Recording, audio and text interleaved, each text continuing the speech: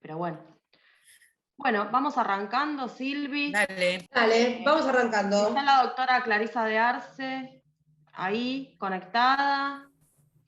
Hola, ¿qué tal? Hola, Clary, ¿cómo estás? Bien, muy bien, buenas tardes a todos. Muy contenta Bueno, de vamos estar acá. a pasar un aviso de la doctora que sacó un artículo de honorarios de comisión médica, así que después compartilo, que se lo pasamos a todos para que lo lean, que también es un tema que siempre nos consultan, cómo hacer el reclamo, cuáles son las características. Bueno, ahí Clary hizo todo un estudio muy lindo y lo plasmó en un artículo, así que se lo vamos a compartir a todos los colegas para que lo tengan y les sirva para hacer el reclamo, ¿no? O para que nos fijen honorarios por la comisión médica. Yo discutí ayer con Adriana diciéndole que eran muy pocos los honorarios, y yo le contaba un poco cómo era la actividad en la comisión médica. Ella me dice, bueno, pero es un acuerdo. Sí, pero es un acuerdo que te da un laburo impresionante. Sirve el 20%, pero es muy difícil llegar al 20%, históricamente pagaron el 10%. ¿Cómo llegas a que te paguen el 20%? Es muy difícil. Y yo lo siento en una computadora y que vengan ellos. Silvia, a veces ni en el juicio llegas a esa regulación. Sería espectacular, obviamente. En provincia sí, no llegás en capital, pero en provincia siempre regula el 20%. En el acuerdo sí, en el acuerdo judicial. Y bueno, es importante detallar las tareas con el mayor nivel de detalle posible para que los jueces puedan apreciar realmente el esfuerzo y todo lo que implica llevar el caso adelante, ¿no? Porque cada uno está en un lugar distinto, entonces no podemos pretender que el que no está haciendo nuestro trabajo adivine la cantidad de veces que atendemos a la gente, los trámites extrajudiciales que implica llevarlo al médico, acompañarlo, muchas veces también solventar los estudios a modo de adelanto, que no hay por qué hacerlo, y más de una vez los abogados lo hacemos, acompañar a la gente a la comisión, el escrito de inicio, que realmente se parece mucho a una demanda, el trabajo del expediente administrativo en sí, ¿no es cierto? Hacer los planteos que corresponden en los dictámenes médicos. Bueno, es todo un trabajo que hay que explicarlo para que los jueces puedan... lo conozcan. Claro, porque algunas cosas sí pueden verla de la lectura del expediente administrativo y otras no tienen forma si uno no lo explica.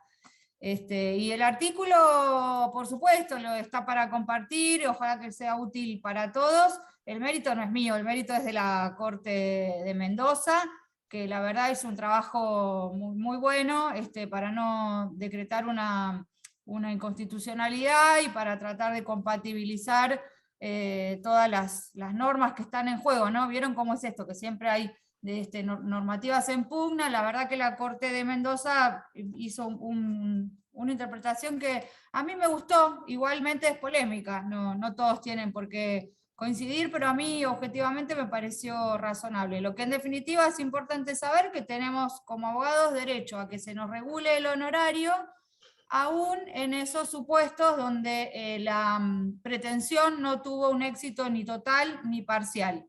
Esto según la Corte de Mendoza, ¿no es cierto? Es una interpretación que podremos invocar para fundar nuestro derecho. Después veremos qué es lo que pasa en otros organismos, en Buenos Aires, en la Nación, etcétera, ¿no? Bueno, pero es un puntapié, ¿no? No, obviamente, los argumentos están, y bueno, la Corte de Mendoza es una corte provincial, ¿no? No es un juzgado aislado, así que es interesante.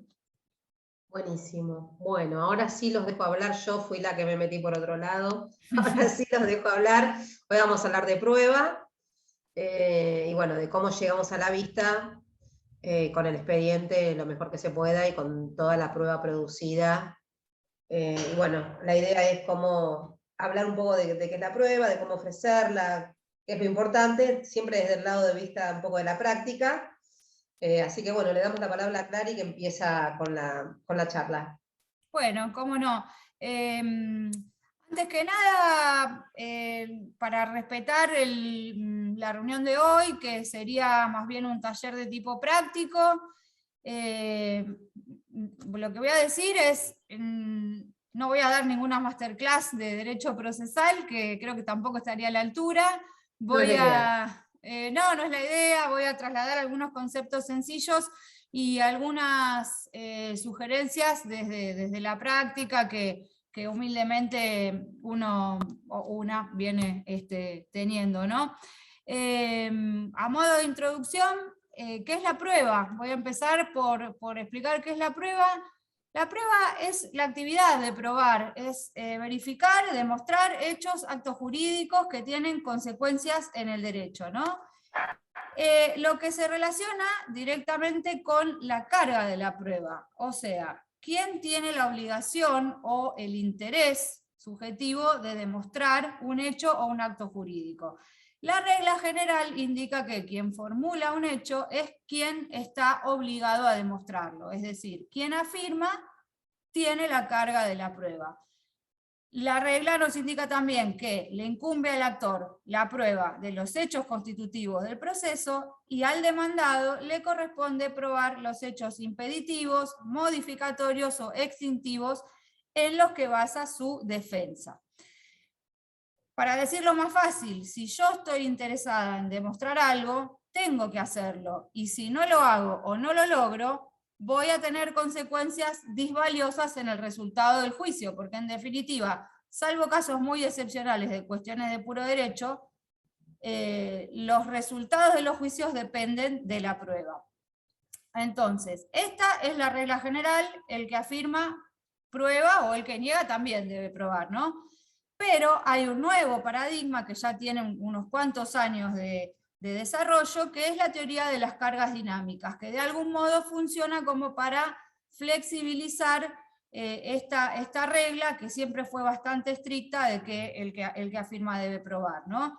Entonces, con el correr del tiempo se fue advirtiendo, sobre todo por parte de los tribunales, que y muchas veces la parte que negaba un hecho tenía a su alcance los medios probatorios y los ocultaba de mala fe, ¿no es cierto? Entonces, no colaboraba procesalmente con el proceso y complicaba mucho más a la parte actora, y en definitiva el objeto de la prueba es descubrir la verdad. Entonces, se fue conformando una nueva doctrina legal llamada teoría de las cargas dinámicas, por la cual se demostró que no siempre la carga probatoria está indisolublemente unida al rol de actor o de demandado o a las afirmaciones o negaciones que haga cada parte. Esto es una herramienta excepcional de interpretación restrictiva, y hay que tener cuidado porque no se trata de invertir la carga probatoria, sino se trata de obligar a todas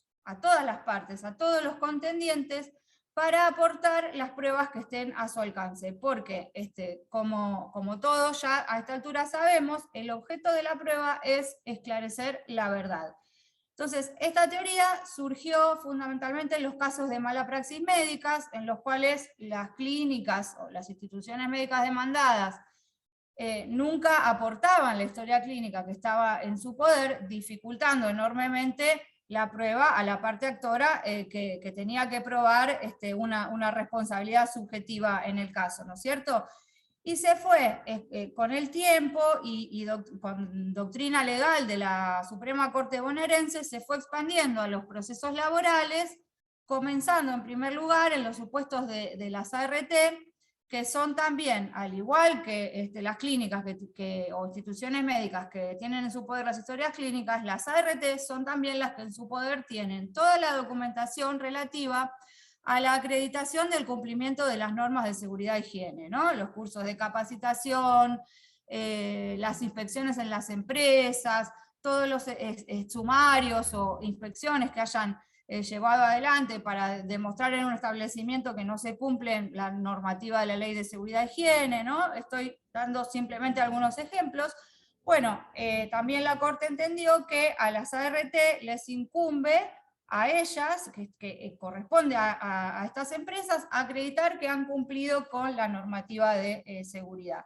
Otro supuesto donde hay una aplicación bastante pacífica de la teoría de las cargas dinámicas son los supuestos de despidos discriminatorios, ¿no? Donde a la parte actora le basta con invocar elementos que tengan que ver con una discriminación, como por ejemplo puede ser una persona que esté realizando tareas de activismo sindical, y de esta manera será la parte demandada la que tenga que probar los elementos o circunstancias objetivas para desvirtuar esa presunción que tiene en su contra, ¿sí? Esto, repito, son situaciones excepcionales de aplicación restrictiva. La regla es el que afirma prueba, pero ojo, porque cuando el demandado es quien tiene en su poder el elemento probatorio y sobre todo la obligación legal de tenerlo, también se le impone colaborar con la invocación de esta teoría de las cargas dinámicas. Y esto es muy importante en el derecho del trabajo y en el proceso laboral,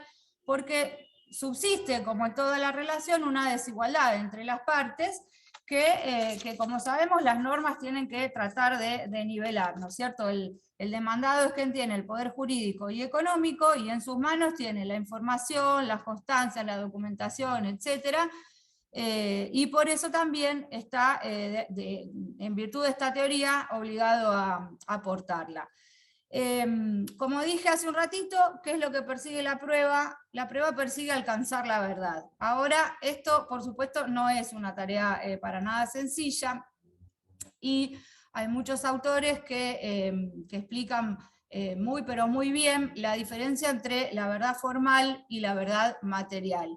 Yo lo que quiero, o sea, lo que interesa y lo que yo quiero hoy poner hacer el foco como abogada es que a los que estamos litigando nos interesa la prueba para convencer al juez sobre la existencia o no de los datos que van a sostener nuestra argumentación.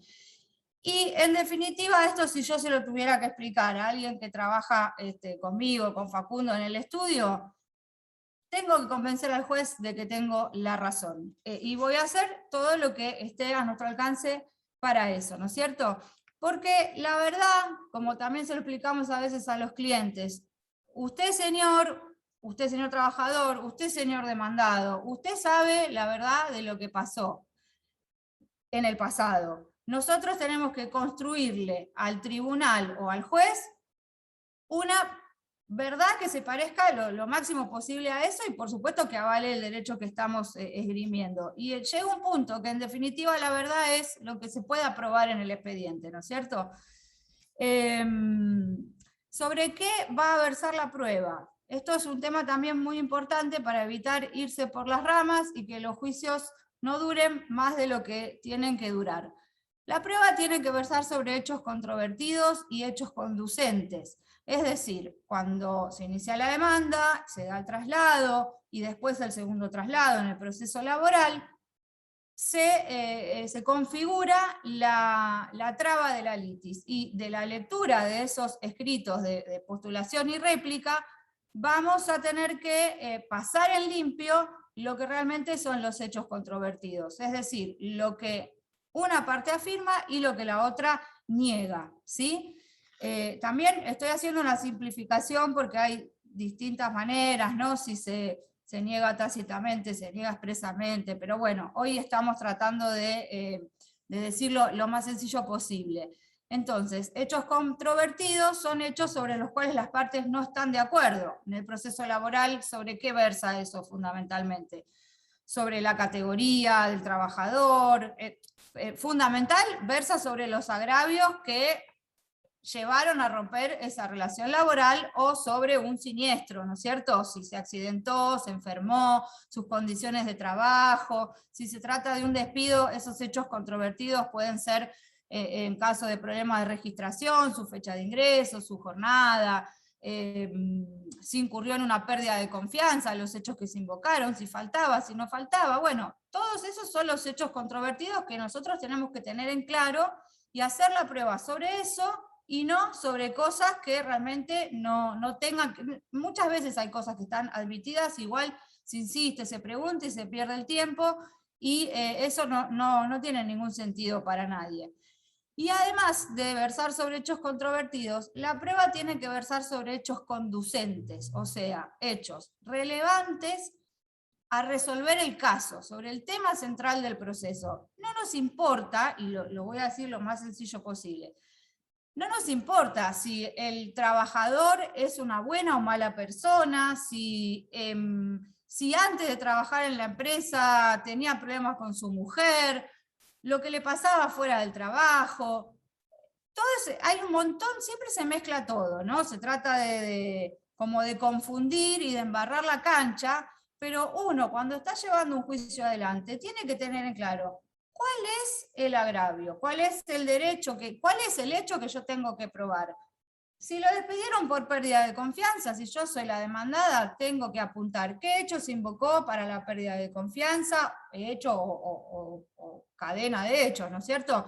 Si faltaba a su trabajo, si faltaron elementos, si le faltó el respeto a alguien de una manera realmente agraviante. Hay que tener en claro qué es lo que va a evaluar el juez para decidir y apuntar la prueba sobre eso, que realmente es lo relevante. Y otro tema también muy importante es el de los hechos controvertidos y conducentes, porque está directamente relacionado al principio de congruencia. Es algo que no siempre está tan en claro. ¿Y a qué apunta esto? A que el tribunal puede aplicar el derecho que considere independientemente de el que hayan invocado las partes, ¿no es cierto? Este es el principio de iura curias nobis. Sin embargo, el tribunal no puede agregar ningún hecho que las partes no hayan afirmado o negado, ¿sí? Con el derecho el tribunal hace lo que quiere, pero los hechos son los que las partes hayan plasmado en el caso. Bien, ahora, ya que mencioné el derecho, es importante tener en cuenta también que el derecho no se prueba. El derecho extranjero tampoco se prueba, ¿sí? Antes no estaba tan claro esto, pero con la reforma del Código Civil y Comercial, el derecho extranjero tampoco es objeto de prueba. El derecho se presume por todos conocido y la ignorancia de las leyes no sirve de excusa para su incumplimiento, etc. ¿Sí?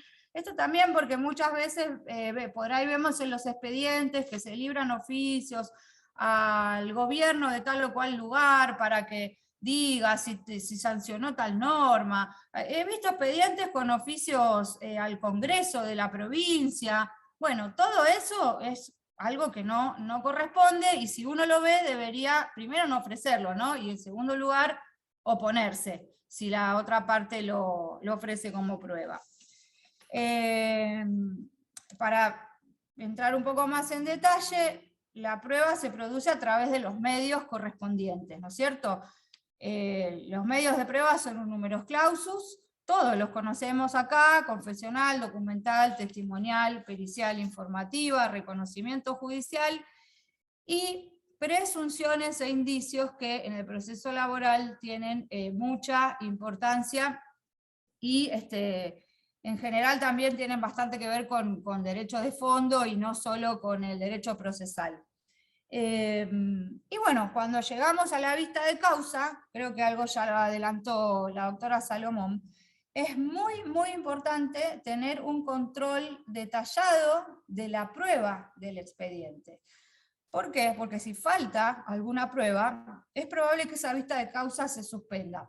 A todos nos ha pasado, lamentablemente alguna vez, llegar a la vista y que hay algún traslado de impugnación de pericia que por ahí no se sustanció y el perito no llegó a responderlo, un contador, un médico, o falta un oficio. Bueno, todo eso, que hay expedientes que son más sencillos y hay otros que tienen una prueba bastante más profusa. Todo eso, cuando uno llega a la audiencia, es muy importante que lo tengan claro, que lo tenga de algún modo punteado, cada prueba, cómo se produjo, si está firme y demás, para agilizar el trámite en el momento de la vista de causa. Otra cosa muy importante al momento de ir a una vista de causa, para muchos esto es obvio, pero creo que hoy es un ámbito donde tengo que mencionarlo igual. Hay que ir a la vista de causa con una liquidación del caso prolija y con una pretensión o con una propuesta si soy la parte demandada. Porque siempre hay una charla conciliatoria previa donde uno tiene que saber más o menos el riesgo de ganar o perder que tiene y en la medida que sea posible intentar de manera responsable una autocomposición del conflicto, ¿no? Y evitar mayores dispendios jurisdiccionales y en definitiva, porque me parece que cuando las partes se ponen de acuerdo es cuando en general se van más contentas, ¿no? Porque entienden que es lo que ellas querían y bueno, está bien, cada uno se dio un poco, el demandado se va tranquilo porque sabe que lo va a poder pagar, más o menos de acuerdo a la propuesta que haya hecho. Esto es una regla, hay gente que no, hay gente que quiere justicia y bueno, uno a veces como abogado tampoco puede insistir, ¿no es cierto? Pero como regla, siempre si se puede lograr una autocomposición por las partes es mucho mejor y por eso, ¿no? A veces uno arranca el juicio y piensa que o tiene, mejor dicho, todo a favor, viento en popa, tengo unos testigos espectaculares, me viene saliendo todo genial, y cuando llego a la audiencia, los testigos no vinieron, algún testigo falleció, se enemistó, perdió contacto, y resulta que estoy flojísima. Entonces, todo eso son circunstancias que uno tiene que evaluar y estudiar el caso a conciencia antes de presentarse a la audiencia de la vista, ¿no es cierto? Y bueno, ya pasando a la prueba testimonial, que es la que me asignaron hoy para comentar, algunos datos que surgen de la ley que está bueno repasar. En el proceso laboral se pueden ofrecer hasta 5 testigos, más 3 de manera supletoria, para el caso de muerte, incapacidad o ausencia justificada. Los testigos de manera supletoria pueden proponerse o puede realizarse la sustitución hasta el momento mismo de la audiencia, ¿sí?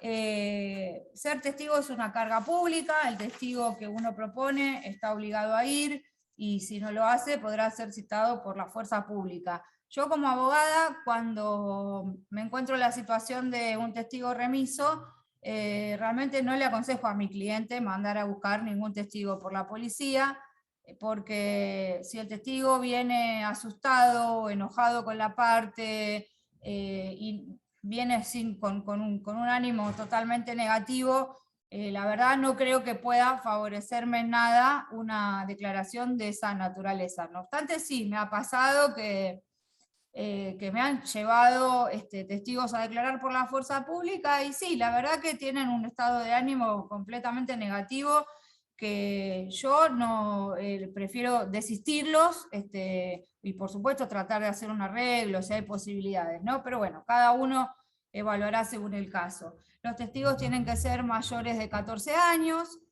cuando uno los ofrece tienen que denunciar sus datos, nombre, profesión, domicilio. No hace falta en este procedimiento acompañar el interrogatorio, ya que se puede presentar hasta el momento mismo de la audiencia o incluso hacerlo de manera oral en el momento de la vista. El testigo puede faltar a su trabajo sin que se le descuente el día. Esto, bueno, es una información que la gente en el estudio nos dice, no, el testigo no va a poder faltar, no le dan permiso, bueno, realmente tiene derecho a faltar y a que no se le descuente nada, aunque sabemos que la práctica en un país como el nuestro, por razones que son por todos conocidas, los derechos no siempre se pueden ejercer, ¿no es cierto?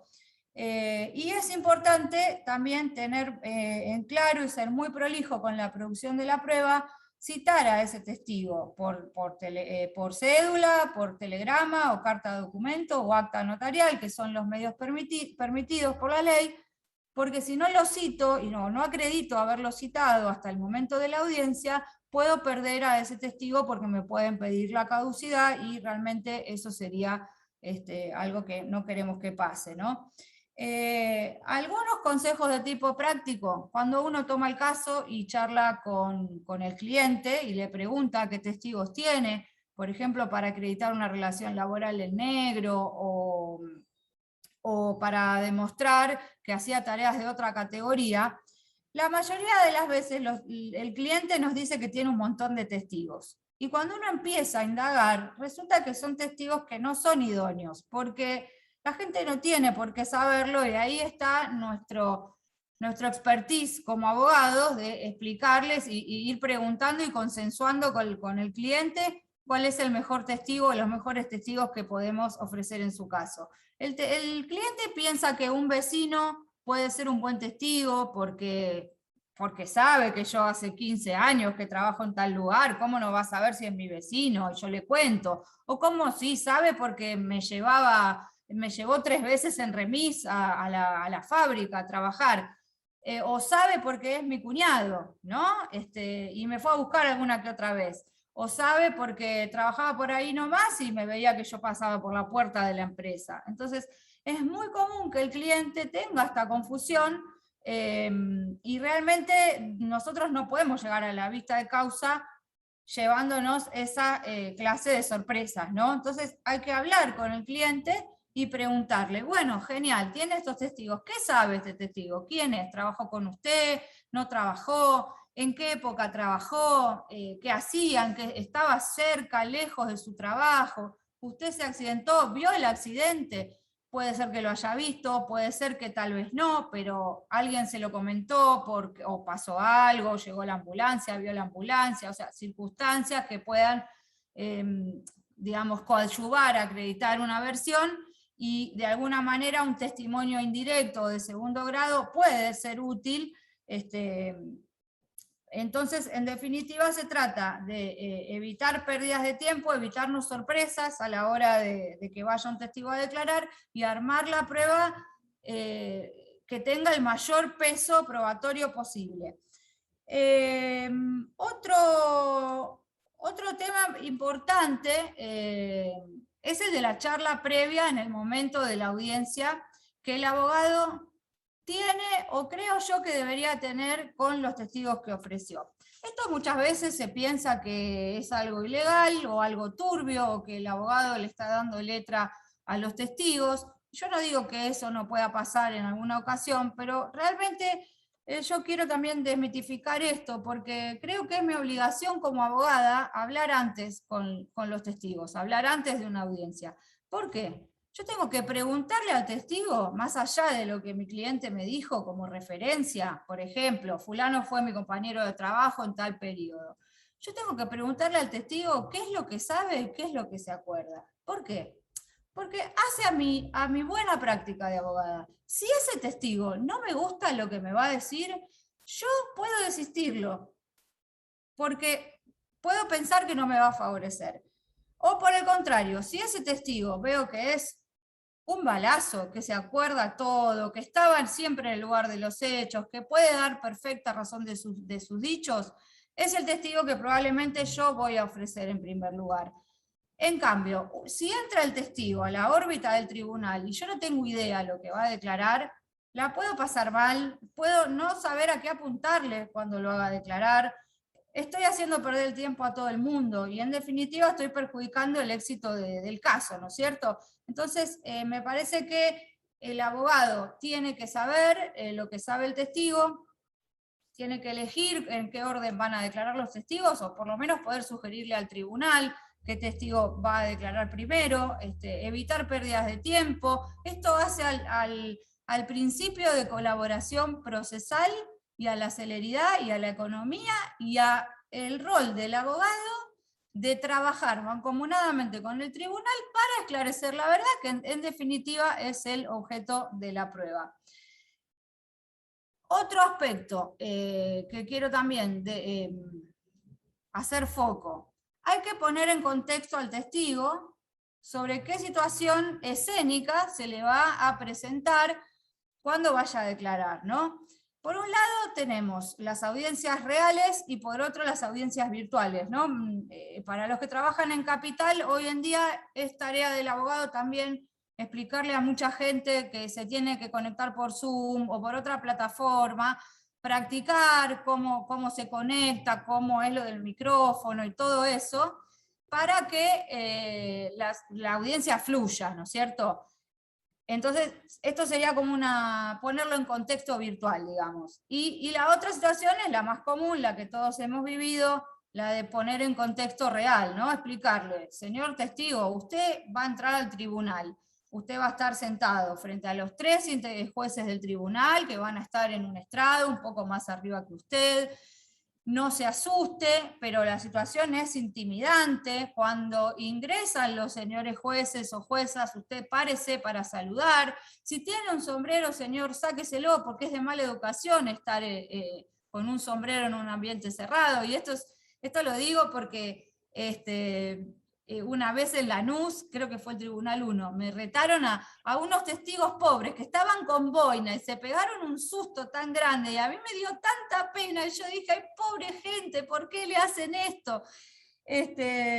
Porque bueno, son cuestiones socioculturales que no tienen por qué saber mucha gente, ¿no? Hoy van con gorrita también, Clara, y les tenés que estar explicando que se saquen la gorrita. Claro, sí, sería más la gorrita de cumbia por ahí hoy, ¿no? Sí, pero esa. En aquel momento era gente con boina, me acuerdo, era gente mayor con boina y la verdad que me dio mucha pena porque se sintieron mal, pobres. Y yo como abogada, obviamente, entiendo, el tribunal está de algún modo imponiendo su autoridad, imponiendo respeto, distancia, y bueno, está bien, es así, es un ambiente que hay que respetar, pero bueno, también está bueno que la gente sepa dónde se va a sentar, que entienda el ámbito donde se va a sentar, que no haga pavadas, ¿no? Muchas veces hay testigos que se quieren hacer los graciosos, caer simpático, también uno tiene que explicarle, señor, no haga chistes,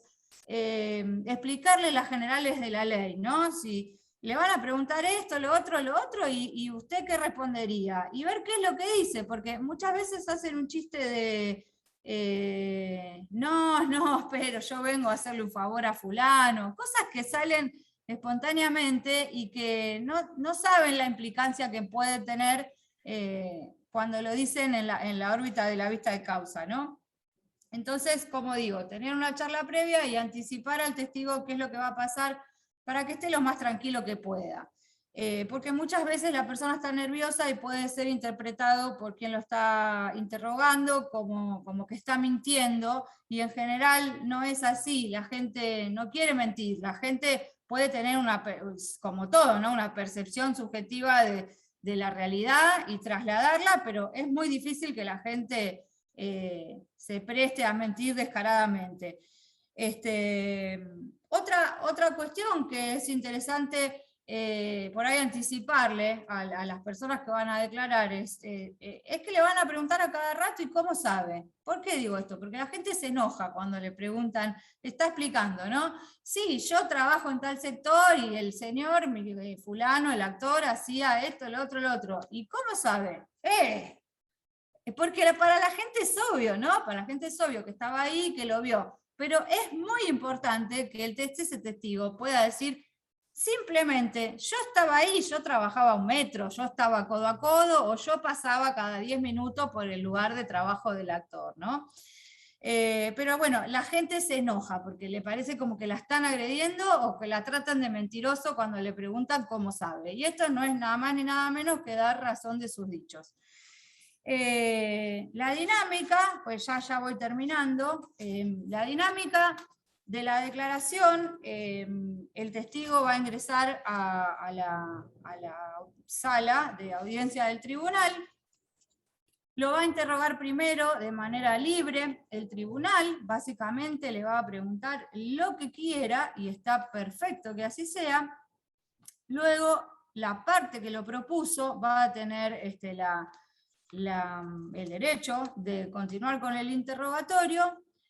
Ahí es muy importante saber cómo se hacen las preguntas, porque las preguntas no pueden contener más de un hecho, no pueden ser afirmativas, no pueden sugerir las respuestas ni ser vejatorias. Tampoco pueden ser preguntas técnicas, salvo que se trate de un testigo calificado. Y esto tiene una doble perspectiva.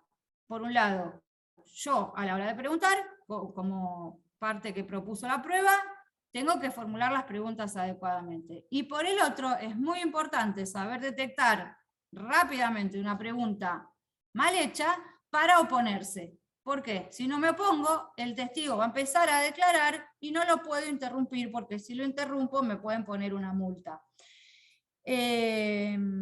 Entonces, las preguntas en general tienen que ser para que diga al testigo si sabe y cómo le consta. quién, cómo, cuándo, dónde, de qué manera, cuál era el procedimiento, cómo se llevaba a cabo tal cosa. Y bueno, obviamente adecuado al caso, ¿no? Lo que no se puede preguntar es, para que diga, a ver, voy a dar un ejemplo de lo que está mal, no puede contener más de un hecho. Para que diga el testigo si el actor trabajaba de lunes a viernes de 9 a 17 y además los domingos de tal hora a tal hora. Bueno, no, contiene más de un hecho esa pregunta, me opongo, me tengo que oponer inmediatamente. El tribunal evaluará si hace lugar o no a la oposición, por supuesto, pero si la dejamos pasar, ¿qué es lo que pasa? La otra parte se envalentona y empieza a preguntar de todo, total, el otro no dice nada, y va guiando la declaración del testigo, ¿no? Entonces, la pregunta no puede ser afirmativa, tampoco se le puede preguntar. Para que diga el testigo si el actor ponía plata de la caja en su bolsillo en vez de ponerla donde iba. No, porque esto es una pregunta completamente asertiva. No puede sugerir ni ser vejatoria, por ejemplo, para que diga el testigo que el actor era un chorro. ¿Sí? Estoy planteando situaciones burdas. No puede, todo eso no se puede. Y como digo, si yo no me opongo, la otra parte va a empezar a preguntar lo que quiera, el testigo va a empezar a hablar y no se puede interrumpir al testigo. Tampoco se puede hacerse el piola y por ejemplo, hay que estar atento porque ya no tanto, pero creo que hay abogados de otra generación que se entusiasmaban, tal vez viendo películas, no sé, ¿no? Y pasaban cosas de que uno empieza a declarar y si no me favorece, el abogado que lo propone tenía como armado un ruido, un zapateo, algo como para advertirle al testigo que estaba metiendo la pata. Entonces, esas son cosas como para estar atentos, porque realmente hay colegas mañosos, que a mí no me gusta para nada, me parece que hay que saber ganar y perder con las herramientas que uno tiene, ¿no? Pero bueno, son cosas que pasan en las audiencias. Y también por ahí hay que explicarle al testigo que si no sabe algo, no tiene la obligación de acordarse de todo y que el testigo se sienta libre de decir, no lo sé, no tengo idea, no me acuerdo. ¿Sí? Eso es algo que puede pasar porque un testigo no tiene por qué saber todo, pero sí no puede negarse a responder o decir no quiero responder, ¿no es cierto?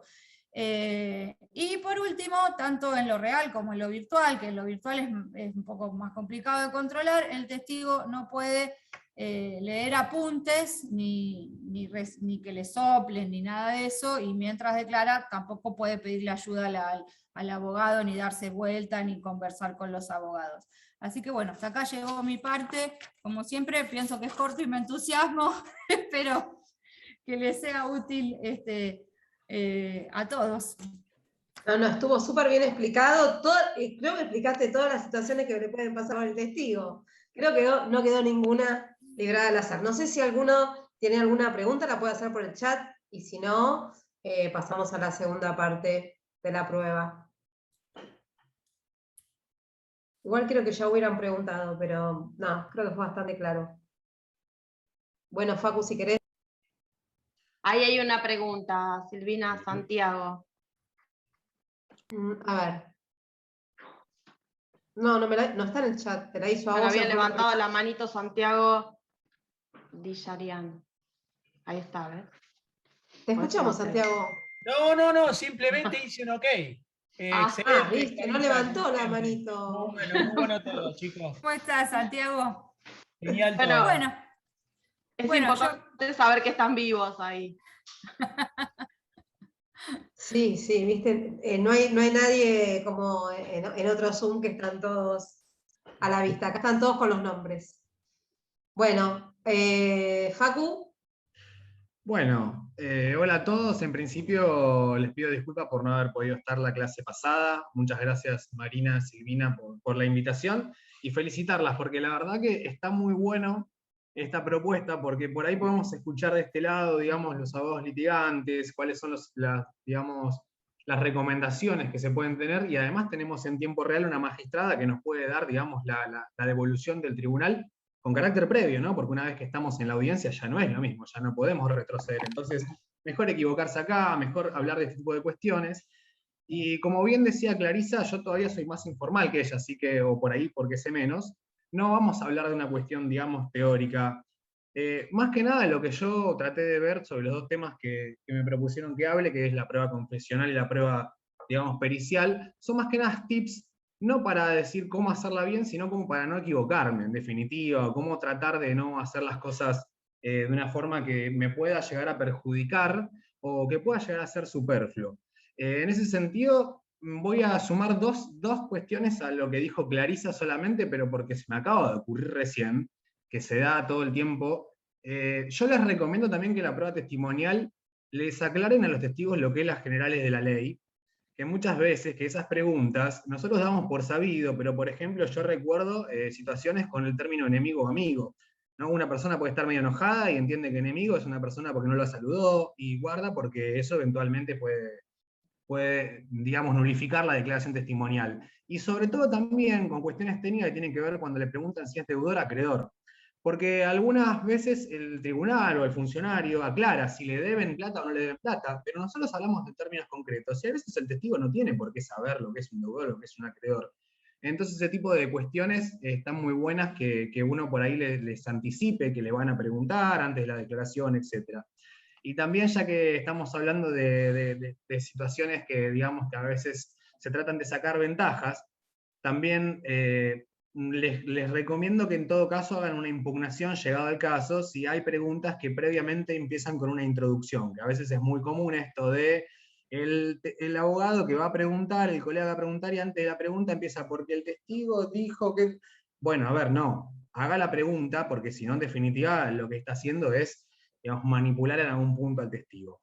Pero bueno, eso nada más porque se me ocurrió recién, y uno sobre la marcha va viendo lo que tiene que ver con cuestiones que le fueron sucediendo, errores a uno que le fueron sucediendo, que le fue sucediendo a la otra parte, un abogado por ahí con más expertise nos tiró abajo una prueba. Entonces ese tipo de cuestiones me parece que son, digamos, la idea de este tipo o de esta clase en particular, de esta charla que armó Silvina y Marina.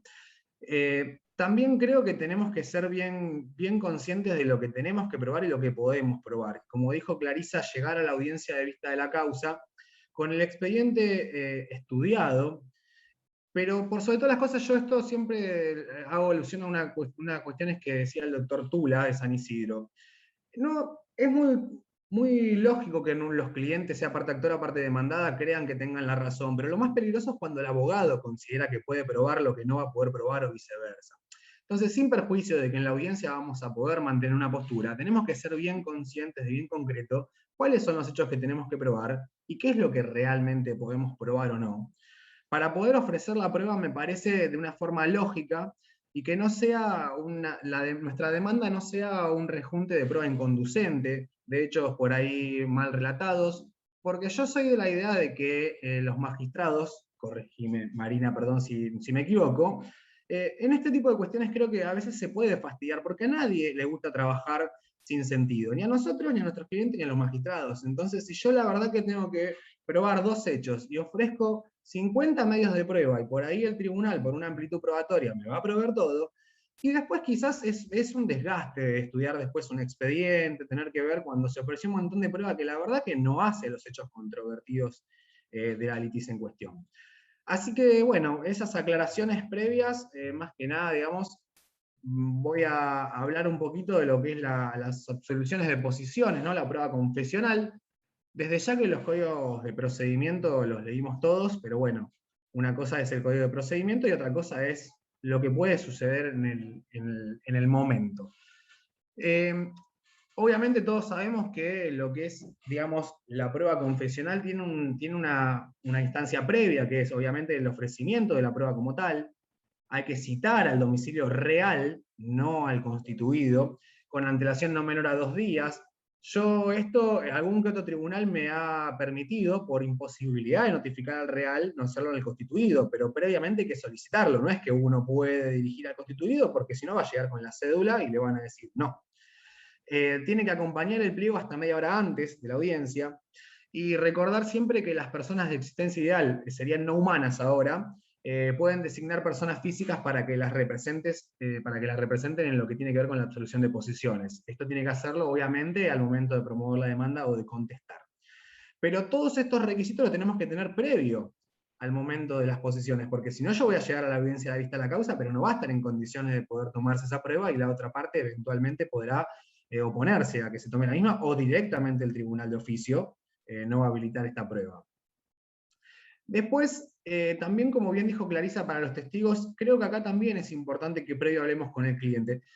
Y no solamente si hacemos parte actora como trabajador, también si va a ir un apoderado de la empresa, porque nosotros estamos acostumbrados a lo que son los organismos jurisdiccionales y lo que es los expedientes judiciales. Pero por lo general, las personas común y corriente, ¿no? Que no están en la justicia, es muy intimidante realmente el hecho de la audiencia de vista de la causa, y sobre todo cuando a uno le hacen una imputación o una afirmación delante de los 3 jueces, con el secretario, con el acta formal, que es la audiencia más parecida, si quieren, a las películas, como vemos. Entonces, por ahí no está de más preparar al trabajador o al empresario de cómo va a ser el acto formal en sí mismo, para que no se sorprendan en el momento, porque después, cuando se sorprenden en el momento, muchas veces entran en pánico. Si entran en pánico, no escuchan lo que le preguntan y responden cualquier cosa sin escuchar siquiera lo que preguntan. Entonces, quizás no quiso responder lo que respondió, pero lo respondió. Y una vez que lo hizo, ya no hay vuelta atrás. Entonces, este tipo de cuestiones me parece que, digamos, forma parte de nuestro trabajo como abogados previo, inclusive, a tomar las posiciones. Ahora bien, dentro de lo que son las posiciones en sí mismas, tenemos determinadas reglas que tienen que, digamos, tienen que contemplarse de esta forma. Las posiciones tienen que ser claras y concretas, ¿sí? No pueden ser ambiguas, no pueden, digamos, irse por las ramas, no pueden contener más de un hecho, que esto también es muchas veces lo que yo veo que se produce por una simple redacción de la oración, que por ahí se quieren acreditar 2 hechos a la vez en una misma oración en lugar de desdoblarlo. Y tienen que ser redactadas en forma afirmativa, o sea, yo le estoy imputando sobre un hecho a esa persona, una afirmación, y él tiene que responder por sí o por no. ¿Está bien? Esto no es una prueba testimonial, entonces yo le tengo que imputar una afirmación sobre un hecho que refiera a la actuación personal de él. Tampoco le puedo, digamos, imputar una afirmación de un hecho que no participó él, o que yo mismo imputo que no está participando él. Y siempre hay que recordar que el juez puede modificar de oficio, sin recurso alguno, el orden o los términos de las posiciones sin alterar su contenido, o también las puede eliminar, las que fuesen inútiles. Y esto sobre todo cuando se realizan posiciones que por ahí están mal realizadas porque tienen más de un hecho. A veces el tribunal puede readecuarlas de oficio, pero no necesariamente, podría tranquilamente, directamente eliminarlas. Y entonces la realidad es que si no están bien realizadas, es una complicación. Yo, por ejemplo, me anoté un ejemplo que es lo que yo veo lo más común cuando a veces hago impugnaciones, porque a veces los pliegos se ponen en las demandas también, entonces al momento de contestar por ahí o en la audiencia, por ejemplo, que es muy común, para que jure como cierto que la señora comenzó a trabajar a las órdenes de usted en marzo del 2019. Para mí eso es una posición que engloba 2 hechos conjuntamente, porque le estamos imputando que comenzó a trabajar a sus órdenes, y además desde qué fecha. Y en realidad lo podríamos hacer desdoblado, o sea, para que jure como cierto que comenzó a trabajar bajo sus órdenes. Bien, si la respuesta es afirmativa, en todo caso podremos decir que lo hizo a partir de tal fecha. Pero las 2 juntas me parece a mí que están mal confeccionadas en ese sentido. Entonces, quizás la idea de preparar bien el pliego de posiciones, de tomar y no dormirnos en el sentido de, bueno, llegado el caso, el tribunal lo que va a hacer es reconfigurar la pregunta, me va a dejar volver a realizarla. Así que, en principio, digamos, lo que tiene que ver con la prueba confesional, que por lo general no es, yo en mi humilde experiencia, corregime Marina si esto es así, yo en mi humilde experiencia, en la gran mayoría de las vistas de la causa, por lo menos en los procesos laborales, no es la prueba, digamos, que más se suele tomar. A veces no es tan fácil notificar al real, a veces no se llega al momento, pero bueno, obviamente es una prueba que si yo logro, digamos, el reconocimiento de algún hecho en particular, puede hacer una diferencia en la resolución del proceso, en definitiva, ¿no? Sí, es una prueba que se torna en general importante cuando no está el absolvente.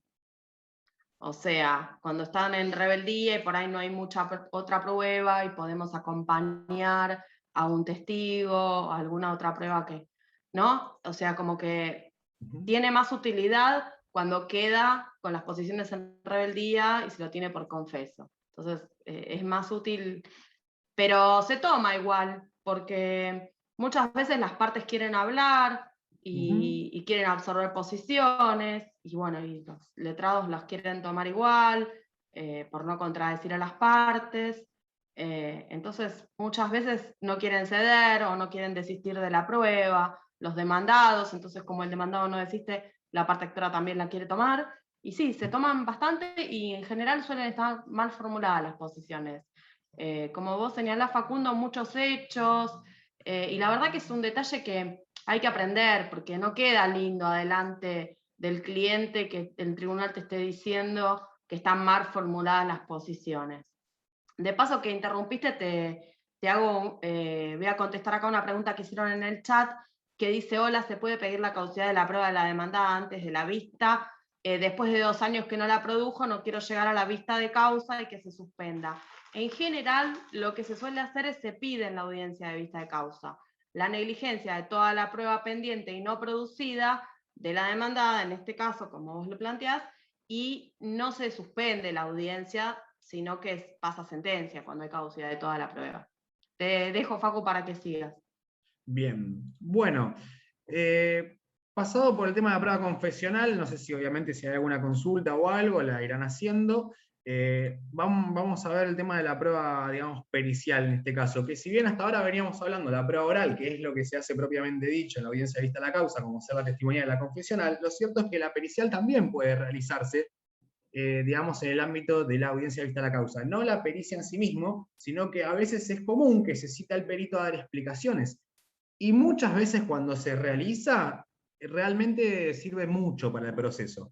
Cuando hay algún tipo de, digamos, de problema de impugnación o de interpretaciones de los términos de una pericia y el tribunal convoca al experto a la audiencia de vista a la causa, realmente las cuestiones quedan esclarecidas, más allá de que nos guste o no nos guste, pero digamos, las pericias técnicas obviamente sirven y mucho, después dependerá obviamente del perito de la calidad de la pericia en sí mismo. Pero bueno, en principio, ¿qué sería la pericial? Tenemos que tener en cuenta que hay hechos, digamos, que imputamos, que son controvertidos, que requieren conocimientos especializados. El magistrado sabe de derecho, no sabe de todas las ramas de las ciencias había por haber. Entonces hay determinadas cuestiones que deben, digamos, dilucidarse por expertos en las determinadas áreas. Obviamente las primeras que nos salen a colación son contable, pericial médica, pericial psicológica, pericial técnica, seguridad e higiene, pero obviamente puede haber otro tipo de pericias y son, digamos, auxiliares de justicia, que en todo caso lo que van a realizar es un informe técnico a los fines de darle mayor claridad en lo que es el tema de decidir por parte del magistrado, que no son vinculantes, pero obviamente son el especialista sorteado de oficio. Y en ese sentido, ¿qué es lo que tenemos que tener bien en cuenta al momento, digamos, de ofrecer la prueba? Tenemos que indicar bien cuál es la especialidad que se pretende, porque a veces también el problema es que por ahí ofrecemos puntos de prueba, pero no ofrecemos bien cuál es la especialidad respecto de la prueba que yo quiero producir. Tengo que ofrecer los puntos de pericia bien detallados que puede hacer. El tribunal puede agregar puntos de pericia sin perjuicio de los que planteen la parte, como así también puede, obviamente, convocar, como recién dijimos, al experto a la audiencia, o puede, obviamente, por una medida para mejor proveer, pedirle una especie de información complementaria una vez que esté. Pero bueno, la idea es hacer la pericia de la mejor forma posible para que esto no sea requerido y el expediente pueda avanzar lo más rápido posible.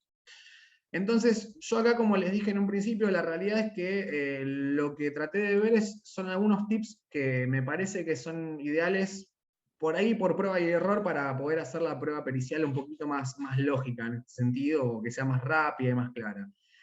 Para mí lo más importante es siempre que ordenemos bien los puntos periciales. ¿Y esto qué es? Que los detallemos bien, que tengamos bien, digamos, cuáles son los hechos que yo quiero probar, que hagamos un listado, separemos bien cada punto del otro respecto de número, letra, no hagamos una masa de texto en donde todos los puntos se pidan en un solo párrafo, porque después la pericia va a estar, digamos, respondida en este sentido, y a veces inclusive impugnar después se nos hace más difícil. Ahora, si yo tengo bien detallado cuáles son los puntos periciales, que tienen que ser concretos los hechos que estamos queriendo probar, y el perito omite alguno, yo directamente después le puedo decir, bueno, se omitió el punto 1C, entonces ese tipo de cuestiones para mí son bastante más fáciles para poder después inclusive impugnar o que quede más ordenado. Los puntos de pericia tienen que ser claros y concretos también, obviamente no hay que irse por las ramas, ni hay que intentar probar cosas que no tenemos que probar, que eso muchas veces yo veo cuando a veces me llegan demandas, que se piden cosas que no hacen a los hechos controvertidos, o a veces quizás nos extralimitamos y queremos hacer una especie de auditoría financiera contable respecto a una empresa, cuando yo estoy probando una cuestión que tiene que ver con un trabajador en particular, en un periodo en particular. Entonces, ser bien concreto respecto de lo que yo quiero demostrar y lo que yo tengo que probar, y lo que necesitamos que el experto técnico nos dilucide, ¿no? En este caso. Que son obviamente los hechos controvertidos y de importancia de litis, porque no todo hecho es un hecho de importancia de litis. Y en este sentido, me anoté acá porque, bueno, yo la veo siempre y para mí es improcedente y debería ser hasta de oficio sacar improcedente, que veo en todas las pericias, yo por suerte no lo pongo, pero siempre le preguntan al perito, y para que informe todo otro dato de interés. No, yo creo que eso es improcedente. El perito no puede informar lo que entienda que es conveniente o lo que le parezca de interés. El perito tiene que responder respecto de lo que le preguntan las partes y a todo evento al tribunal. Entonces, este punto de, bueno, como si el perito después me fuera a reacomodar la pericia, yo suelo impugnarlo siempre. Algunos tribunales me hacen lugar y otros entiendo que por ahí lo pueden proveer sin perjuicio de que para mí los peritos después no terminan contestando, porque es como que diga, ¿qué voy a contestar a todo otro dato que sea de interés? Pero para mí es manifiestamente improcedente este punto de pericia. Otra cosa que también es importante que a veces sucede, y por lo general cuando venimos por la parte demandada, no tratemos tampoco de suplantar métodos de prueba, ¿está bien? Porque hay muchas veces que yo veo que, por ejemplo, se le pide al perito para que informe si fue realizada la transferencia para la cancelación del haber tanto de... A ver, el haber se tiene que probar con la documental, con la instrumental correspondiente, que es el recibo de sueldo. Entonces hay que tener también muchas veces cuidado respecto de querer hacer que un perito coteje determinados datos cuando en realidad hay documental que está en cabeza mía que yo tengo que poder u ofrecer. Yo a veces me opongo a este tipo de puntos de pericia, y hay alguna que otra vez que me han hecho lugar, y alguna demandada se ha quedado por ahí sin poder acreditar el recibo correspondiente cancelatorio conforme la LST. Y otra cuestión que a veces muchas veces charlamos con Clarisa a la hora de hacer este tipo de, digamos, de ver a ver qué prueba ofrecemos, sobre todo con lo que tiene que ver con la prueba técnica. Tengamos siempre en cuenta que cuanto más peritos, más nos afectan los honorarios a nosotros los abogados, porque existe el tope del 25% de costas. Y a veces yo veo demandas en donde por ahí, en una acción civil, por ahí se ofrece un perito contador, un ingeniero, un perito psicólogo, un perito traumatólogo y un gastroenterólogo. Y bueno, es una complicación, digamos, a la hora de dilucidar esto, porque tenemos después el prorrateo y esto va a afectar nuestros honorarios, y quizás podríamos nuclear todo lo que tiene que ver con la faz médica en un perito médico legista. Entonces, reduciríamos de 3 a un solo el experto. A veces quizás no está rechazado el siniestro, o a veces quizás está reconocido el ingreso base. Entonces, ¿para qué vamos a sortear el perito contador? Quizás el tribunal diga por inconducente no lugar, pero si lo sortea va a tener una regulación de honorarios, y si esta regulación de honorarios en su conjunto supera el 25%, vamos a prorratear por abajo y vamos a estar nosotros afectando este tipo de, digamos, de nuestros honorarios propios, ¿no? Otra cosa también, digamos, que es importante, y acá no sé si Marina ibas a hacer una aclaración respecto de lo que tiene que ver con la cuestión de fondo, ¿no? Que es la interpretación. En las pericias contables, lo que tiene que ver con la declaración jurada, el artículo 39 de la 11653, en relación a los libros obligatorios que tiene que tener el empleador conforme al artículo 55 de la Ley de Contrato de Trabajo. Digamos, por ejemplo, me han preguntado, bueno, ofrezco la pericial contable en todo caso si el demandado está, digamos, desconoció la relación laboral. Yo considero que la prueba va a ser inconducente. Ahora bien mismo, yo tengo que hacer el juramento del artículo 39 y después en todo caso, digamos, sobre eso vamos a montarnos y ofrecer en todo caso la pericia o no.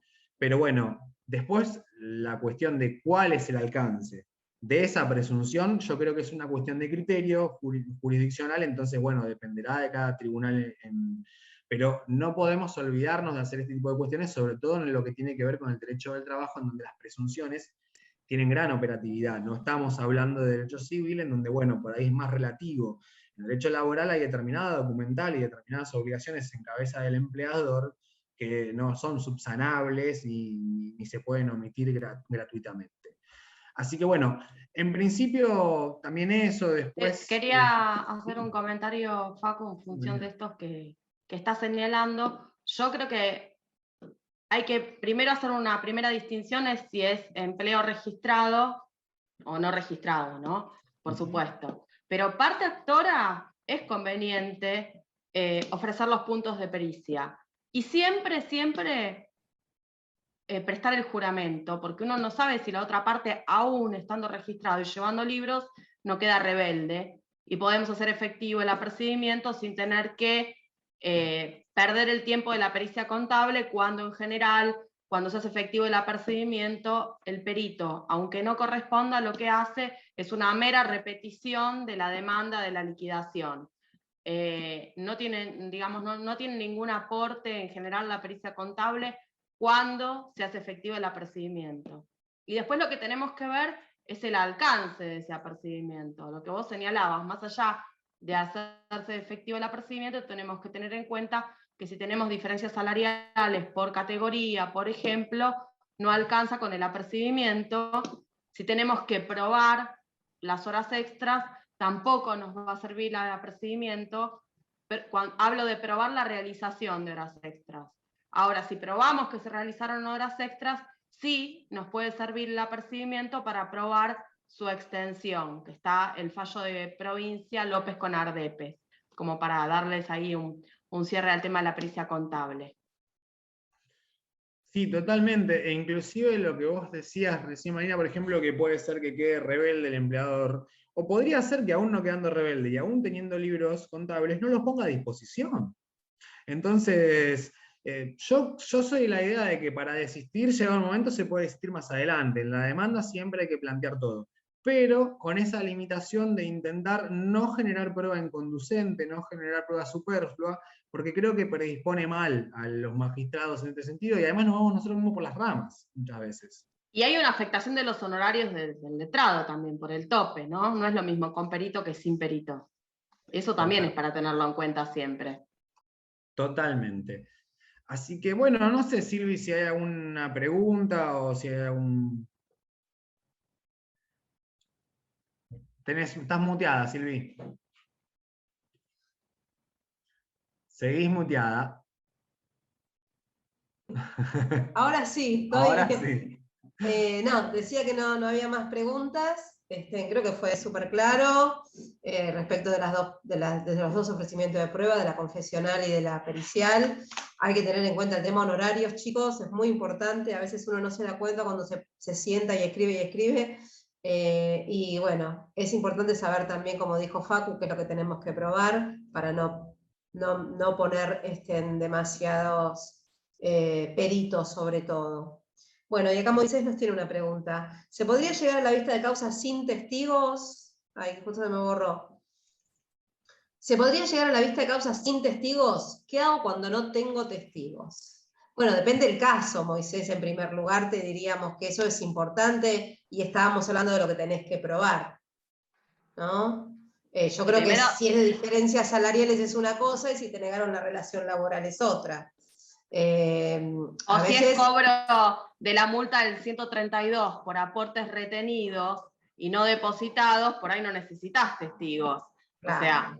O sea, lo primero que tenemos que hacer siempre es evaluar qué tenemos que probar, quién tiene que probar y cómo, ¿no? No siempre hacen falta testigos, esto es muy importante. Y si vos ofreciste los testigos porque los tenías, pero era un despido con causa, y tiene la carga el demandado, el empleador, no hay ningún problema. O sea, no hay que hacerse problema por sí no van los testigos, sino si realmente uno los necesita.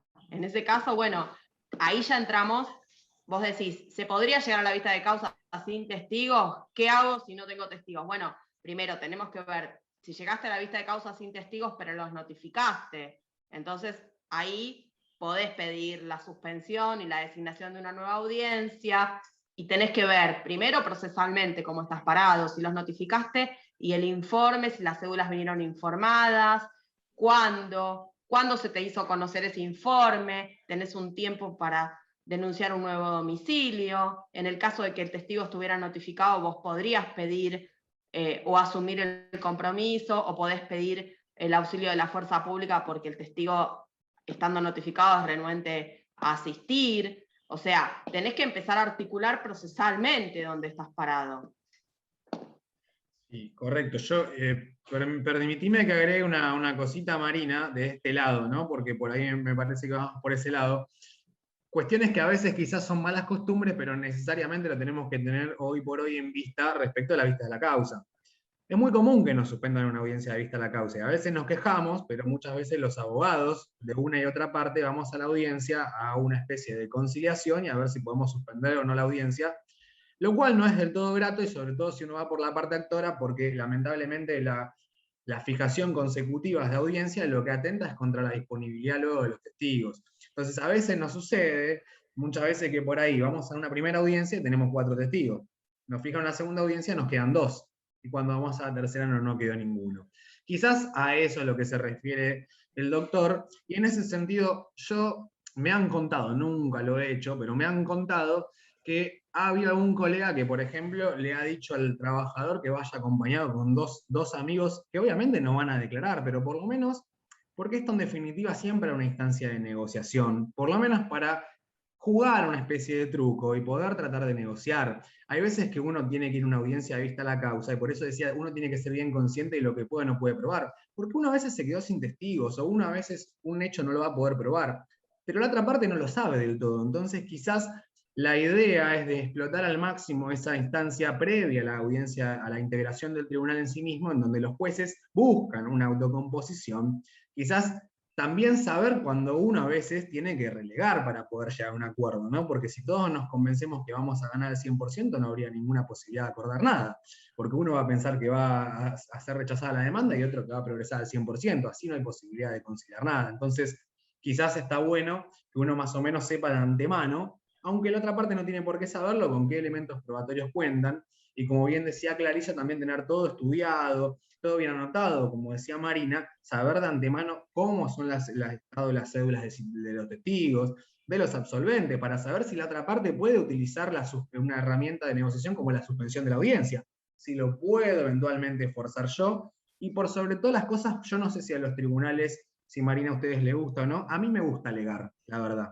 Entonces, para alegar, y como en el momento de la audiencia vista la causa es sin boche, es en el momento, uno tiene que de antemano tener medianamente estudiado el expediente, dónde está cada prueba, dónde está cada elemento que le va probando un hecho, porque si no en el momento digamos, uno se pone a hablar y no tiene mucho sentido, uno tiene que referenciar medianamente con qué medidas probatorias fue probando cada cuestión, sobre todo lo que tiene que ver con el cumplimiento del artículo 11 de 24013, las historias clínicas, la pericial médica, los términos de lo mismo, que son todas pruebas que ya está realizada con anterioridad a la audiencia de vista a la causa. Desde ya que los testigos lo vamos a terminar ahí, pero creo que el expediente tiene que llegar bien estudiado, para poder tener una mayor conciencia de lo que uno puede lograr o no lograr, y eventualmente, si no llega a un acuerdo, bueno, desarrollar la audiencia de vista a la causa, y de vuelta. A mí me gusta mucho alegar, por lo menos para que me escuchen, no sé si les robo mucho tiempo, pero bueno, eso me gusta.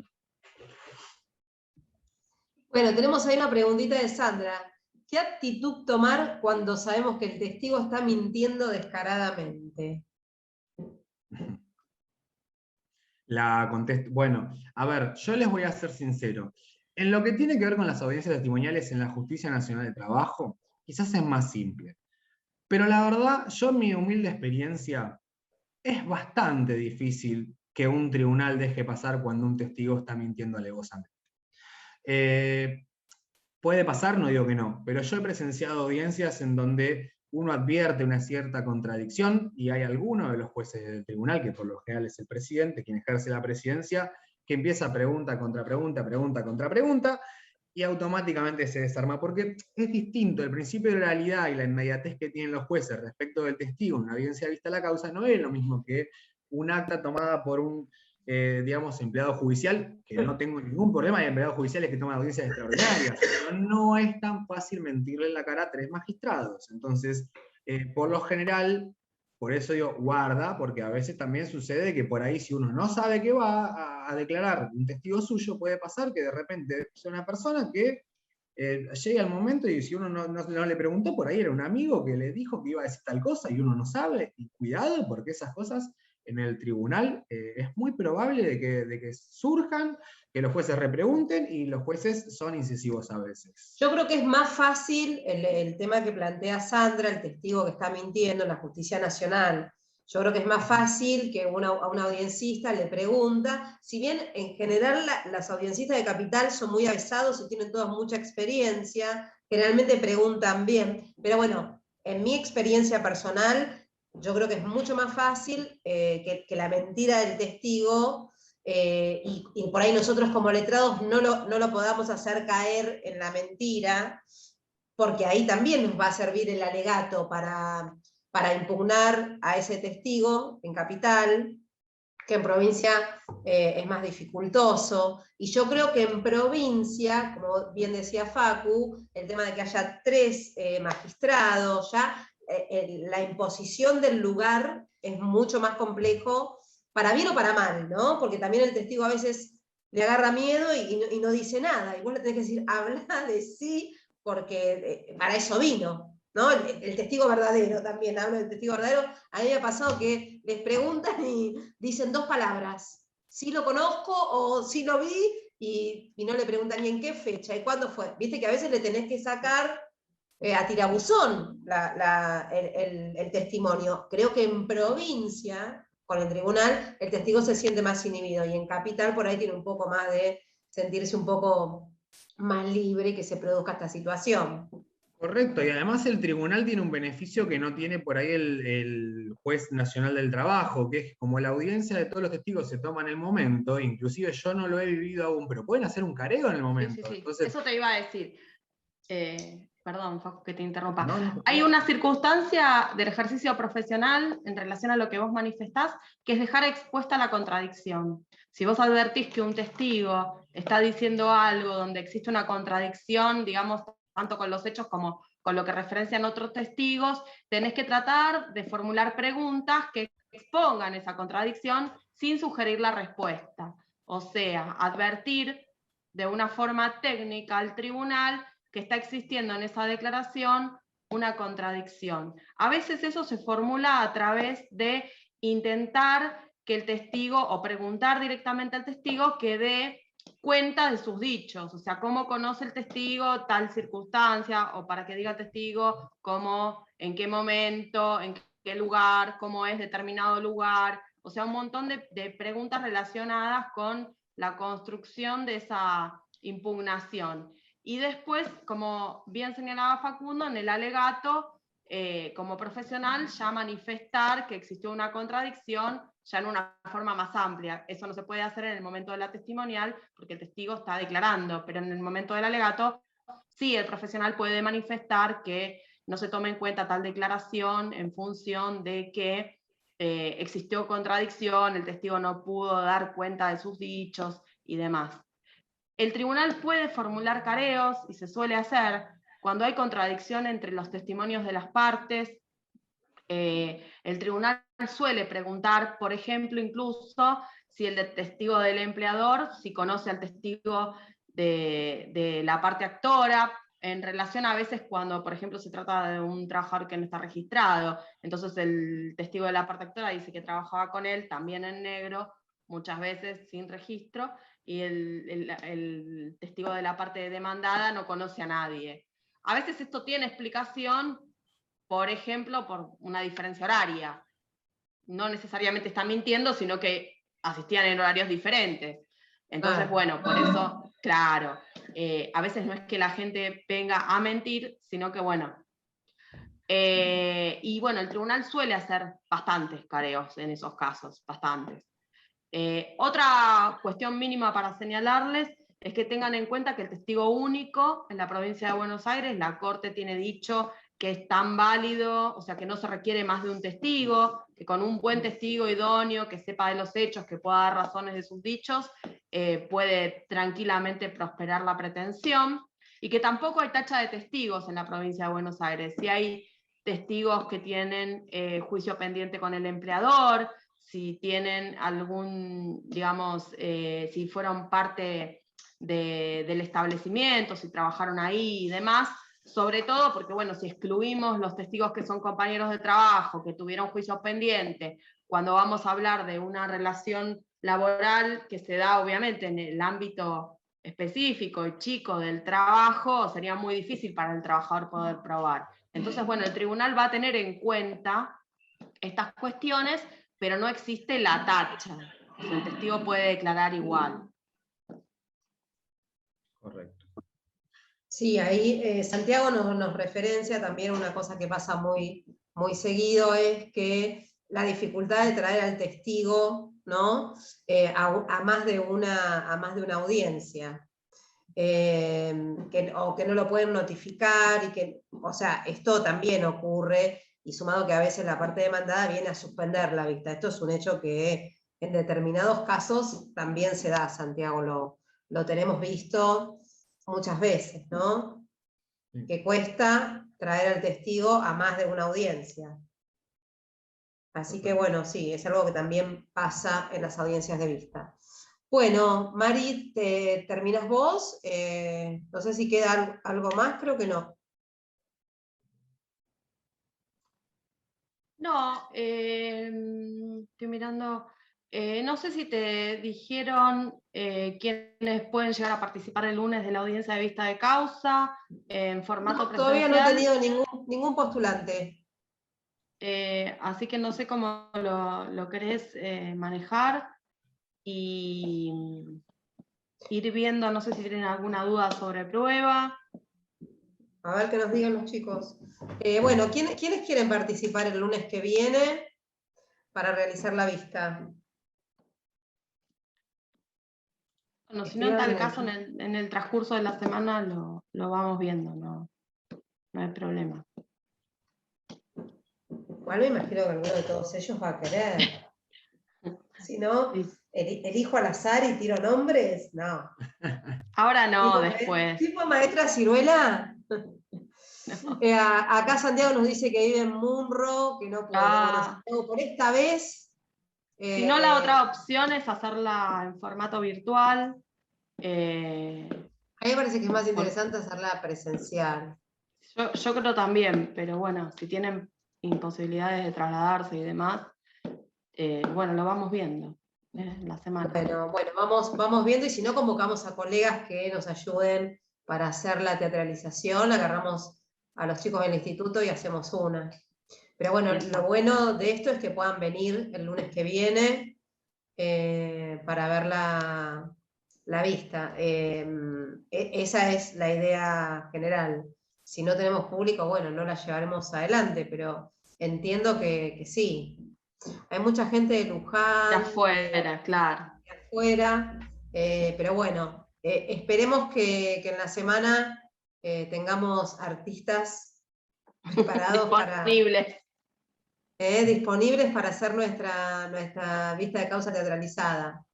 Eli nos dice que es de Luján, por eso digo, tampoco puede venir. Así que bueno, vamos, no se hagan problema, que de todas maneras lo más probable es que la llevemos adelante, ya sea con diferentes comisiones del colegio, con jóvenes o con misma gente del instituto. Así que bueno, en principio los esperamos a todos el lunes a las 5 de la tarde en el colegio para hacer la vista. Gracias, Eli. Bueno, no es nada. Dice que somos muy generosos con estas disertaciones. Gracias, Eli. La idea es que a ustedes les sirva y que ustedes puedan aprender de nuestra experiencia, valga la redundancia. Y después también hay otra pregunta que dice, cuando el trabajo siempre fue home office, no hay testigos, ¿cómo se prueba? Nos preguntan. ¿Lo respondes vos, Marina? Yo puedo sugerir. Yo creo que es más fácil ahí una pericia informática, claro, para que vean la conexión, claro. Más fácil que eso, imposible.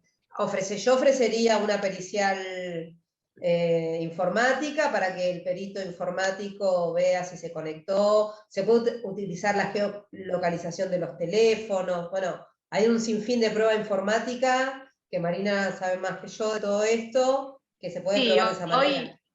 Hoy día, con todos, digamos, los datos que tenemos disponibles, incluso con el intercambio de correos, con todo el trabajo que hace una persona que hace home office en representación del empleador, que es muy fácil. O sea, hay que ver en cada caso, ¿no? Qué es lo que hacía home office, no es todo igual. Pero no lo veo tan difícil. Y creo que hay un montón de pruebas que hoy...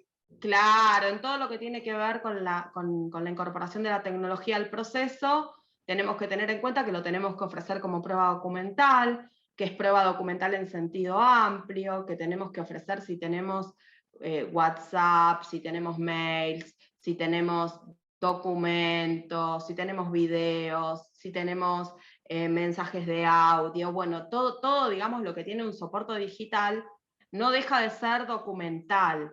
Entonces, digamos, en el procedimiento de la 11653 lo vamos a ofrecer como prueba documental, vamos, según el caso, por ahí a imprimir algún tipo de captura de pantalla o de imagen o algún soporte, pero también vamos a intentar verificar la autoría, ¿no? O sea, quién emitió ese mensaje, quién es el dueño de esa página, si es que el trabajador está, por ejemplo, aparece en una página web, quién mandó ese mail, un montón de datos que tienen que ver con la validación, tanto del contenido como de la autoría. Y en general se constituyen pruebas mixtas. ¿Qué significa esto? Si uno acompaña una documental y de este tipo, ¿no? Y el demandado queda en rebeldía y esa documental queda reconocida, entonces en ese caso no lo vamos a necesitar. Pero cuando hacemos la demanda tenemos que tener la previsión de que lo más probable es de que nos desconozcan o nos nieguen este tipo de documentación. Entonces, ¿qué vamos a hacer? Vamos a hacer un aporte, vamos a pedir una pericial técnica para verificar las cuestiones que tienen que ver con autoría y con validación. Si se trata, por ejemplo, de un WhatsApp o de un mensaje de texto y demás, vamos a pedir también prueba informativa a la compañía para ver a nombre de quién está esa línea telefónica, quién es el autor de ese mensaje. Y ahí son pruebas que se les llama mixtas porque empiezan como a armarse, ¿no? Para poder probar, digamos, la autoría y el contenido e incorporar al proceso esta prueba, vamos a tener que requerir de otras pruebas, a su vez que coayuden.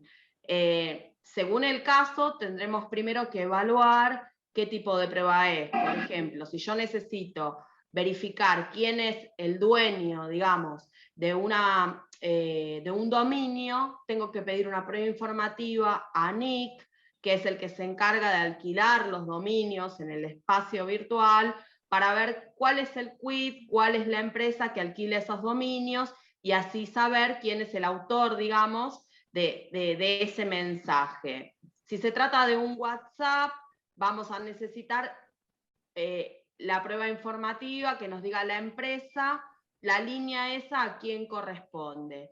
Esto, de alguna forma, nos va a ayudar a validar lo que tiene que ver con la autoría, pero después tenemos también el contenido, y para poder validar contenido también vamos a tener que ver y hacer un análisis viendo qué tipo de dispositivo es el que yo tengo, qué tipo de documento es el que tengo para acompañar el proceso. Por ejemplo, si yo tengo un WhatsApp, yo puedo ofrecer el dispositivo para que se certifique el contenido que está en ese WhatsApp en relación con esto que yo por ahí traje impreso al proceso, ¿no? Esa sería una forma. Esto también lo puede hacer un escribano, pero el escribano lo que hace es certificar contenido, no valida autoría. ¿Qué significa esto? Si yo tengo una página donde aparece el trabajador con un gorro hermoso en una panadería, con todos sus compañeros de trabajo, y que dice las medialunas del tío José, no significa que porque yo certifique contenido con un escribano que me trae certificada esa captura, yo pueda atribuirle, ¿no?, ese espacio y ese dominio a una razón social X. Entonces yo voy a necesitar, por un lado, validar el contenido. Por otro lado, voy a necesitar validar también todo lo que tiene que ver con quién es el responsable de ese dominio. Entonces voy a tener que pedir una prueba informativa a NIC para que me informe quién es digamos, el que paga mensualmente el canon de esa página, por ejemplo. Y así, cada prueba tenemos que ver las formas, porque se requiere como una composición mixta de otras pruebas que coayuden para validar tanto lo que es contenido como lo que es autoría. Esta es como la clave en todo lo que tiene que ver con incorporación de todo lo que es tecnología al proceso. No sé si tienen alguna duda, seguramente un montón de este tema, porque bueno, no es un tema fácil, pero bueno. Bueno, pero creo que diste un pantallazo bastante claro como para que la puedan, en caso de tener que utilizar esa prueba, cómo utilizarla. Claro. Por ejemplo, hace poquito salió un fallo de la Corte de Mendoza que decía, WhatsApp no es un medio hábil, idóneo para probar la relación laboral, ¿no? Es como el título. Entonces yo les pregunto, ¿sirve WhatsApp para probar una relación laboral? Y no es que WhatsApp sirva o WhatsApp no sirva. WhatsApp va a servir o no, depende también de con qué otra prueba lo coayudemos. El fallo, cuando uno lo leía, decía, no alcanza solamente con la captura de WhatsApp impresa que aportó el abogado, la parte, al proceso. ¿Por qué? Y porque en realidad hay un montón de sistemas que hoy están disponibles en la web donde se simulan, por ejemplo, conversaciones de WhatsApp. Arriba te aparece WhatsApp, todo, y vos podés estar escribiendo otra cosa y no estás en el marco de WhatsApp, y pueden ser alterados fácilmente. Entonces, ¿qué se requiere? No, se requería que además de acompañar esa fotocopia, primero que tuviera una constatación de contenido fidedigna hecha por un escribano o por el secretario del tribunal o lo que fuere que certifique contenido. Y además se hubiera requerido que la empresa proveedora del servicio por lo menos informara los datos de transmisión de ese, del contenido. Hablo de WhatsApp porque es lo que más se usa últimamente, iguales con Telegram, iguales con otras plataformas. En general están cifrados de extremo a extremo. Entonces WhatsApp no te informa sobre el contenido de lo que la parte le pregunta, pero sí te puede informar sobre algunos datos de transmisión que sí te van a dar indicios para que, sumado al contenido certificado, vos puedas incorporar esa prueba al proceso. Conclusión, no alcanza solo con imprimir el mail o el WhatsApp o la página. Necesitamos acompañar a esa impresión otras pruebas que nos ayuden a validar contenido y autoría. En el caso de los mails, por ejemplo, se puede pedir pericial informática y el perito lo que hace es identificar, si puede entrar, por ejemplo, si se trata de un mail Yahoo, Hotmail, Gmail, ese tipo de mails que son de uso corriente, si el trabajador o el empleador le facilita al perito la contraseña para poder acceder, el perito va a verificar los datos de cabecera, que son el de y el para, que nos van a hablar de esa transmisión de contenidos, y esos no se pueden alterar. Así que hay un montón de pericias técnicas que dan cuenta de estos datos, de que fueron recibidos, de que fueron emitidos y demás, y que son perfectamente validables a través de una pericia técnica. Diferente es el caso a veces cuando se trata de digamos, un mail interno de una empresa, donde sí el trabajador, a partir de que lo despiden, no va a tener acceso. Entonces quizás ahí hay que pedir, si vale la pena, porque siempre hay que hacer un mérito de esto, ¿no?, de evaluación de conveniencia, como empezamos la clase, si vale la pena hacer, por ejemplo, una pericia preliminar, en forma preliminar, pedir una prueba anticipada, antes de correr traslado de demanda, a efectos de que el perito pueda constituirse en esa empresa y hacerse de esos mails antes de que posiblemente sean borrados, ¿no? Y ya sí puedan no tener acceso. En esos casos tenemos que tener en cuenta que posiblemente el tribunal peticione la intervención de un defensor oficial, de un defensor de ausentes, porque se hace inaudita aparte esa prueba. Esto es bastante engorroso, ni les digo, la verdad es que entre que hay pocos peritos técnicos, ni hablar defensores, para una prueba laboral, que no es lo mismo porque no les dan obviamente la misma importancia que si estamos investigando un asesinato, porque esto en penal se utiliza así más frecuentemente. Bueno, entonces ahí como profesional tenemos que evaluar la conveniencia y la necesidad y ver si vale la pena, o si quizás eso que yo quiero probar con esos mails no es mi carga probar, como ha pasado que yo he visto que pidieron y era para probar una jornada extendida, una jornada, digamos, cuando el trabajador estaba registrado con media jornada. Tenemos que tener en cuenta que cuando utilizamos una modalidad de excepción es carga de la contraparte, se invierte la carga de la prueba. Entonces también tenemos que hacer todo este mérito, ¿no? Y evaluar bien si vale la pena. Con el correr del tiempo, posiblemente este tipo de pruebas las utilicemos muchísimo más y todo sea más fácil. Hoy puede ser complementaria, ¿no? Vos podés acompañar el mail, pero por ahí tenés algún testigo que puede, en el caso que referencias recién de la jornada, digo, por ahí vos podés presentar esta prueba y respaldarla con una prueba testimonial, si bien no vas a producir una pericial, pero bueno, es una presunción también que vos le estás ofreciendo al tribunal como para decir, bueno, totalmente, pero vos tenés que hacer también una evaluación de si es la única prueba que tengo, entonces claro, tengo que ofrecerla muy bien y tener muchísimo cuidado, o si la voy a ofrecer como vos decís, bueno, como la acompaño para generar convicción, pero no para que vean nada, y si el testigo lo perdés, perdiste. Entonces, yo siempre, si me preguntas a mí, me parece que la forma de ofrecerla es la correcta, con todo. Ofrecer la pericial, ofrecer la certificación, ofrecer todo. Y si, bueno, tengo un testigo, por ahí siempre, como dice Facundo, hay tiempo para desistir. Pero bueno, ir como acompañando todo y ofrecerla de la mejor forma posible. Un error que suele cometerse muy frecuentemente es acompañar algo certificado, un documento, el que fuere, y pedir a la vez la constatación del tribunal. Cuando en realidad lo que estamos ahí es duplicando la constatación del contenido. Claro. Y nos estamos olvidando de la autoría. Y ustedes tienen que tener en cuenta que el tribunal, por más que el procedimiento sea de oficio y demás, y que tiene amplias facultades, siempre tiene que manejarse en relación a la prueba con lo ofrecido por las partes. El tribunal no puede suplir la ineficiencia de la parte o la impericia. Entonces, a veces nosotros advertimos esas situaciones, pero no hay mucho que podamos hacer si no está bien ofrecida la pericial técnica, porque le podemos decir no da lugar a la certificación por improcedente, pero no le podemos decir, pero tenés que pedir, ¿no? Porque estamos, hay principio de bilateralidad, defensa en juicio.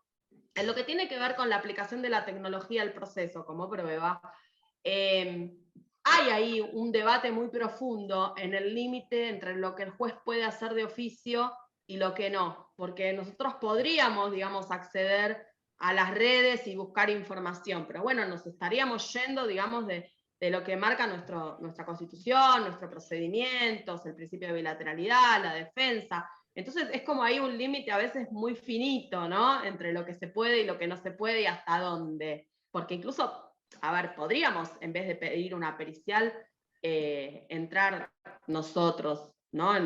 Pero bueno, no son cosas que se estén haciendo habitualmente. Así que bueno, tener como la otra parte también va a estar presente y probablemente se oponga, entonces también se va a abrir una incidencia sin sentido también muchas veces. Por supuesto, pero aún en los casos en que la otra parte no se oponga, el tribunal tiene que manejarse con mucha prudencia. Los tribunales en general nos manejamos con mucha prudencia, a veces por demás, pero bueno, tiene que ver un poco con esto, ¿no? También. Entonces es muy importante que la parte haga un buen ofrecimiento de prueba. Que no tenga que salir el tribunal, ¿no? a cubrir esos baches, sino que esté bien pensada antes de hacer la demanda. Totalmente. Bueno, listo entonces. No sé, Facu, ¿te quedó algo más por No, yo quizás para no robar mucho tiempo, respecto a la pregunta que decían, me parece que las cuestiones de los medios tecnológicos, todo lo que tiene que ver con la virtualidad hoy, por ahí no estamos del todo acostumbrados porque es algo muy nuevo, pero yo creo que deja mucho más rastro que otras cosas. Entonces, a la larga, va a ser mucho más fácil probar las cosas que suceden a través de un elemento telemático que lo que no sucede.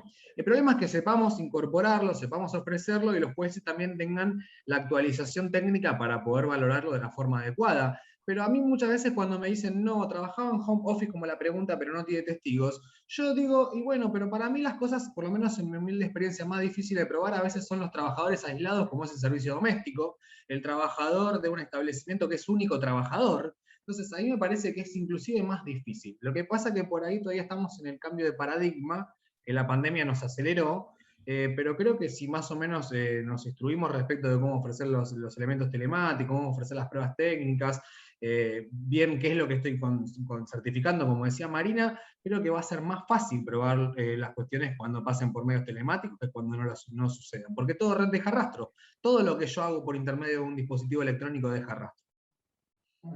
Perdón, no quería robar más tiempo. ¿Sabes? No. Bueno, perfecto, entonces damos por concluida la clase de hoy. Y bueno, queda a ver